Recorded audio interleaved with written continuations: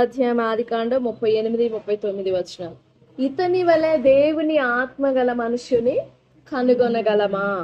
దేవుడు ఇదంతయు నీకు తెలియపరచెను గనుక నీ వలె వివేక జ్ఞానములు గలవారెవరును లేరు. ఎవరి గురించి మాట్లాడుతున్నాడు ఫరో? యోసేపుని గురించి. నీ వలె దేవుని ఆత్మ గలవానిని కనుగొనలేము అంటున్నారు కదా. అప్పుడు ఎక్కడి నుంచి వచ్చాడు యోసేపు? 14 వచనం చూడండి. ఫరో యోసేపును పిలువనంపెను కాబట్టి చెరసాలలో నుండి అతన్ని త్వరగా రప్పించిరి. అతడు క్షౌరం చేయించుకొని మంచి బట్టలు కట్టుకొని, అప్పుడు ఫరో తనకొచ్చిన కళలు చెప్పాడు. నాకు ఈ కళ వచ్చిందయ్యా అని చెప్పగానే యోసేపు, నాకంత జ్ఞానం లేదు, దేవుడు తాను చేయబోవున్నది. 28వ వచనం. నేను ఫరోతో చెప్పు మాట ఇదే, దేవుడు తాను చేయబోచున్నది ఫరోకు చూపించేను అని చెప్పి ఆ విషయం అంతటిని కూడా, భావాన్ని, ఆ కళ భావం అంతటిని చెప్పాడు. ఇది దేవుని వలన నిర్ణయింపబడి ఉన్నది. 32. ఈ కార్యం దేవుని వలన నిర్ణయింపబడి ఉన్నది, ఇది దేవుడు శీఘ్రముగా జరిగించును. ఈ మాటలన్నీ చెప్పిన తర్వాత ఫరోకు దేవుడిచ్చిన కళ మాత్రమే, ఫరోకి ఇచ్చింది కళ మాత్రమే, దాని విషయం ఏం తెలియలేదు. కానీ ఫరో ఈ కళ అంతటిని యోసేపుకి చెప్పినప్పుడు యోసేపు ఆ కళ భావాన్ని చెప్తాడు. భావం చెప్పి దాని కొరకు ఏం చేయాలో కూడా ఇన్స్ట్రక్షన్స్ ఇస్తాడు. ఎలా చేస్తే బాగుంటుంది అని కూడా ఇన్స్ట్రక్షన్స్ ఇస్తాడు. పలానా కరువు వస్తుంది, సమృద్ధి కలిగిన 7 సంవత్సరాలు, కరువు కలిగిన 7 సంవత్సరాలు వస్తాయి అని చెప్తాడు. అప్పుడు ఫరో ఏం చేయాలి, మేము తర్వాత కరువు వచ్చినప్పుడు ఏం చేయాలి, దాన్ని మేము ఎలా మేనేజ్ చేసుకోవాలి అని అడిగితే యోసేపే చెప్తాడు. ఇలా ఇలా చేస్తే బాగుంటది, సమృద్ధిగా పండిన పంటలలో 1 సంవత్సరమో 2 సంవత్సరాలు పండిన పంటని మాత్రమే మీరు ఉంచుకొని మిగిలిన పంట అంతటిని దాచిపెట్టేసేయాలి అని చెప్పి యోసేపే మంచి ప్లాన్ ఇస్తాడు. అప్పుడు ఫరో అంటాడు, ఈ ఆలోచన అంతా విని, ఈ జ్ఞానం కలిగిన మాటలన్నీ వినేసి ఫరో అంటున్నాడు యోసేపుతో. యోసేపు ఎక్కడి నుంచి వచ్చాడు? చెరసాలలో ఎన్ని సంవత్సరాలు ఉన్నాడు? 41. 2 ఏండ్లు, 2 సంవత్సరాలు చెరసాలలో ఉండి వచ్చాడు. చెరసాలలో అంటే చెరసాలలో ఒక అధికారిగా ఉన్నాడా లేకపోతే ఒక నేరస్తునిగా ఉన్నాడా? నేరస్తునిగానే ప్లస్ అధికారాన్ని కలిగి ఉన్నాడు. 2 ఉన్నాయి. నేరస్తునిగానే ఉన్నాడు ప్లస్ అధికారిగా ఉన్నాడు. ఈ నేరస్తునిగా బయటకు వచ్చిన యోసేపుని చూసి, నువ్వు దేవుని ఆత్మ కలిగిన వాడవు, నీ యందు జ్ఞాన వివేకాలు ఉన్నాయి అంటున్నాడు ఫరో. అట్లెట్టుంటాయి? జైల్లో నుంచి బయటకు వచ్చిన వాళ్ళు మంచి విజ్డమ్తో ఉంటారా? కానీ యోసేపుని చూసి ఫరో, ఎవరు? రాజు, మనలాంటి వాళ్ళు కాదనేది, డైరెక్ట్ గా రాజు అంటున్నాడు, ఇతని వలె దేవుని ఆత్మను కలిగిన మనుషుని కనుగొనగలమా? దేవుడు ఇదంతయు ఇతనికి బయలుపరిచాడు కాబట్టి ఇతని వలె జ్ఞాన వివేకములు గలవారెవరునూ లేరు. ఈ జ్ఞాన వివేకాలు ఎక్కడి నుంచి వచ్చినాయి యోసేపుకి?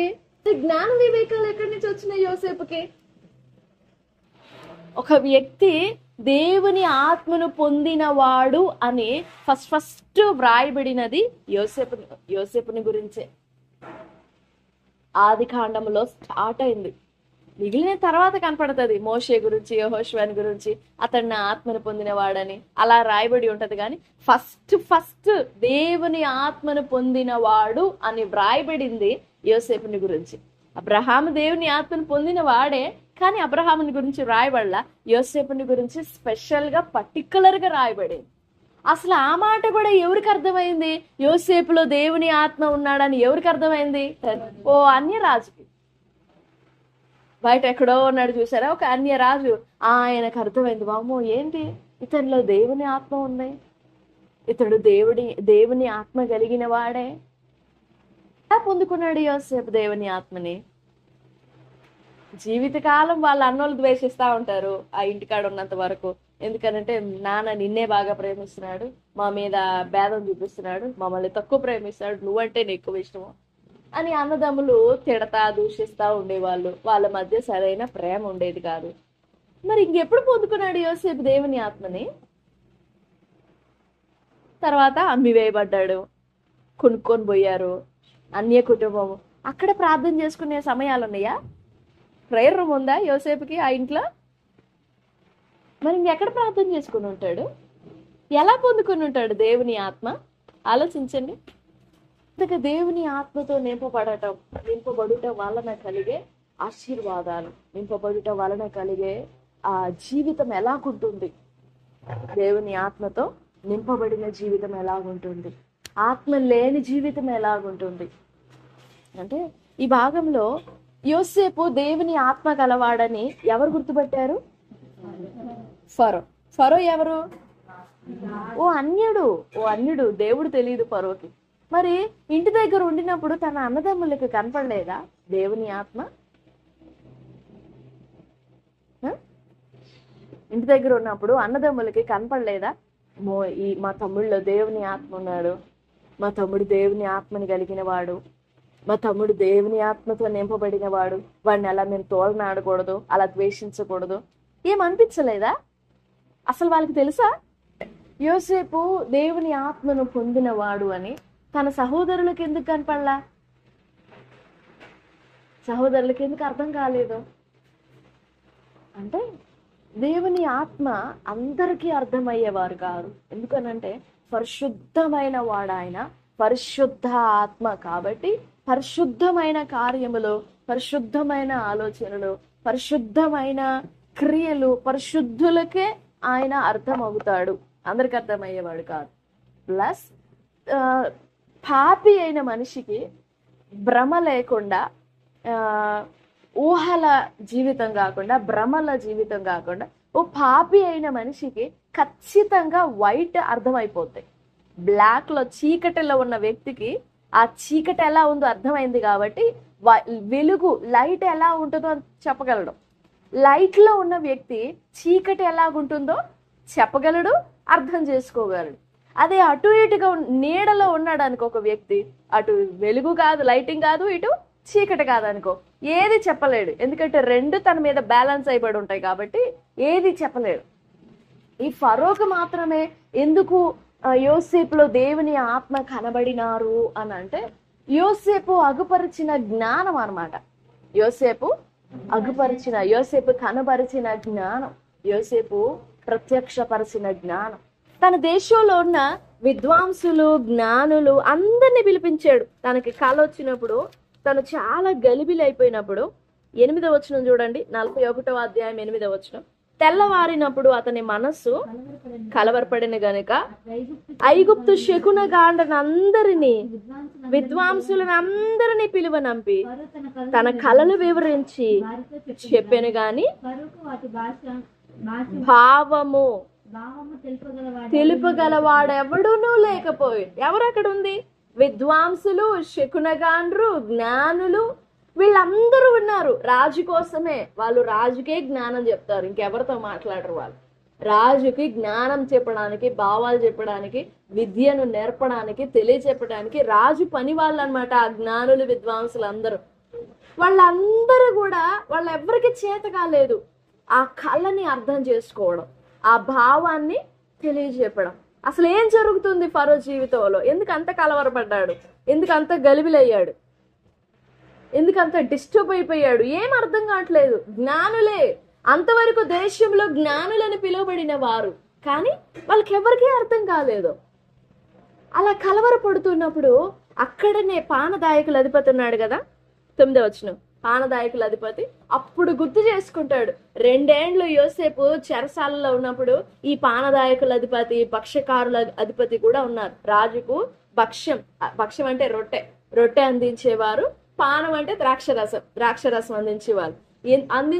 ఏంటి వాళ్ళ ఉద్యోగం అని అంటే, ఫస్ట్ వాళ్ళు తిని చూడాలి, టేస్ట్ బాగుందా లేదా అని కాదు, అది విషం లేకుండా మంచిగా ఉందా, రాజు తింటే ఏ ప్రమాదం లేదు కదా అని టెస్ట్ చేసి అప్పుడు ఇవ్వాలి. అలాంటి వాడు భక్ష్యకారుల అధిపతి. పానం, ద్రాక్షరసం కూడా అంతే. రాజు కొంచెం, ఈ వ్యక్తి కొంచెం తాగి చూసి ఏం కాలేదు అని అంటే అప్పుడు రాజుకి ఇవ్వచ్చు. అలాంటి ఉద్యోగం అనమాట వీళ్ళకి.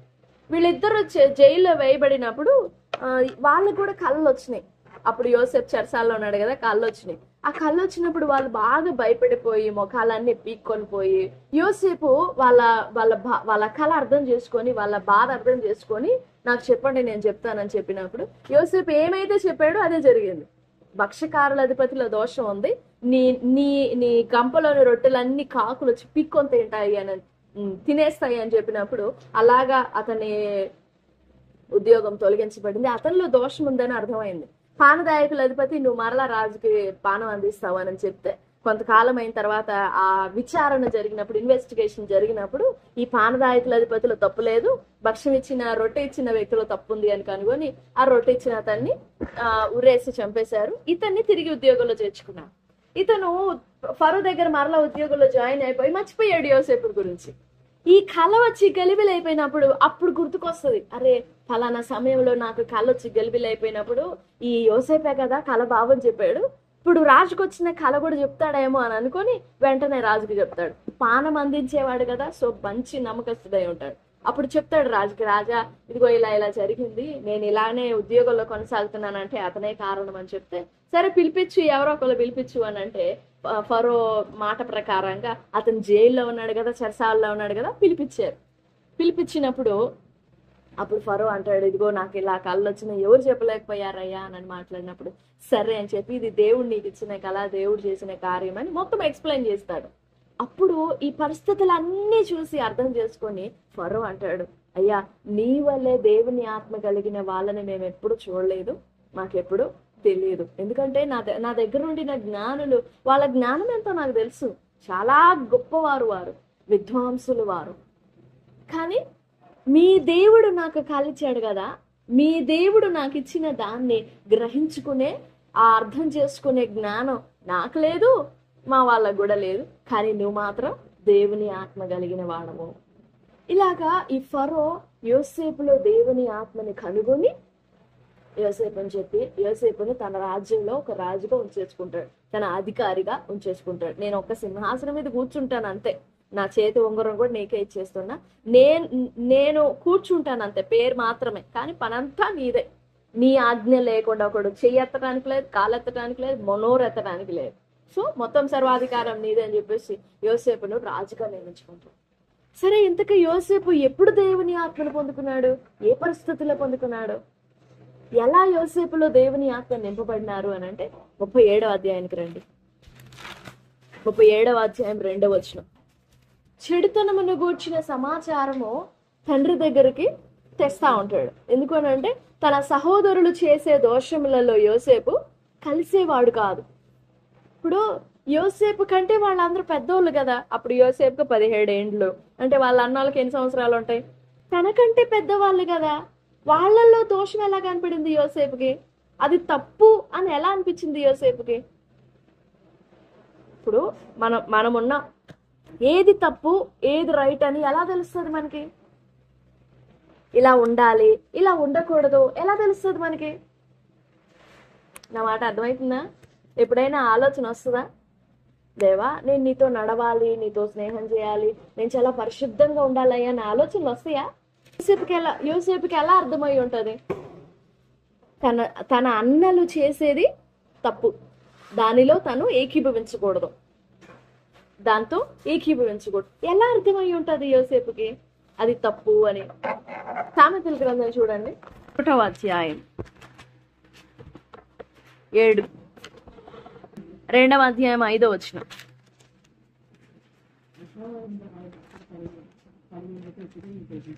యెహోవా యందు భయభక్తులు కలిగి ఉండుట ఎట్టిదో గ్రహించెదవు. మరొక మాట చూడండి, ఆ మాట ఆలోచన చేయండి. యథార్థంగా ప్రవర్తించేవాడు నిర్భయంగా ప్రవర్తిస్తాడు. కుటిల వర్తనుడు లోపల ఉంటుంది చూసారా, కుళ్ళు కుతంత్రాలు, లోపల ఏదో చెడుగుంటది కదా, వాడు ఎప్పుడు కూడా భయపడుతూనే ఉంటాడు. సో దేవుని ఆత్మ నింపబడటము అని అంటే మనల్ని మనం ప్రత్యేకపరచుకోవడం, హృదయంలో దేవునికి భయపడటం, యథార్థంగా ప్రవర్తించడం, దేవునికి భయపడము అంటే.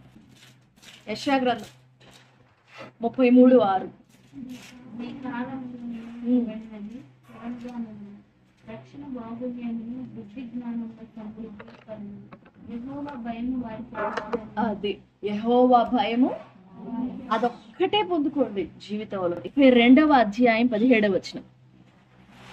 నీతి సమాధానం కలుగజేయును, నీతి వలన నిత్యము నిమ్మళం కలుగుతుంది, నిబ్బరం కలుగుతుంది. నీతి వలన నిమ్మళము, నిబ్బరము. The work of righteousness shall be peace, and the effect of righteousness quietness and assurance forever. ఈ నిమ్మళం కావాలి హృదయంలో, యథార్థము. పోతిఫర్ ఇంట్లో అమ్మేస్తే ఏమైంది? నిమ్మళంగా ఉన్నాడు యోసేపు. ఎందుకంటే యథార్థవంతుడు కదా. తనకు తెలుసు తను ఏ దోషం చేయలేదని, తనకు తెలుసు తను ఏ పాపము చేయలేదని. ఎందుకనంటే బాల్యకాలం నుండే చెడుతనముతో ఏకీభవించకుండా తనను తాను ప్రత్యేకించుకున్నవాడు యోసేపు. నువ్వు ఏ క్రియల నుండి ప్రత్యేకించుకుంటావు? నిన్ను ఏ తలంపుల నుండి ప్రత్యేకించుకుంటావు? ఏ ఆలోచన నుండి ప్రత్యేకించుకుంటావు? చెప్తావా? ఇదిగో ఈ క్రియల నుండి నన్ను నేను సపరేట్ చేసుకున్నాను, ఇదిగో ఈ ఆలోచన నుండి నన్ను సపరేట్ చేసుకున్నాను, ఈ తలంపు నుండి సపరేట్ చేసుకున్నాను, ఈ మనస్సు నుండి సపరేట్ చేసుకున్నాను, నేను ఇలాగ ఉండను దేవా, నేను ఇలా ఉండకూడదు అని ఏ క్రియలలో సపరేట్ చేసుకుంటావు నిన్ను? ఆ యథార్థమైన మనస్సుని ఇష్టపడేవాడు పరిశుద్ధాత్మ దేవుడు. ఏ మనసుని? ఆ యథార్థంగా నువ్వు ప్రవర్తించుట నువ్వు చూస్ చేసుకున్నావు అని అంటే, నువ్వు ఎంచుకున్నప్పుడే దేవుని ఆత్మ వచ్చి నీకు సహాయపడతారు. మా ఇలా చేయి, ఇదిగో ఇలా చేయి, ఇదిగో అలా చేయొద్దు. ఆ లీడింగ్, ఆ గైడెన్స్, ఆ డైరెక్షన్ సింపుల్ గా అర్థమైపోతుంది మనకి. అదేం పెద్ద మిస్టరీ కాదు. పరిశుద్ధాత్మ కార్యం మిస్టరీ కాదు. ప్రతి కంటికి కనపడుతుంది, చెవికి వినపడుతుంది, హృదయానికి ఖచ్చితంగా అర్థమవుతుంది పరిశుద్ధాత్మ కార్యము.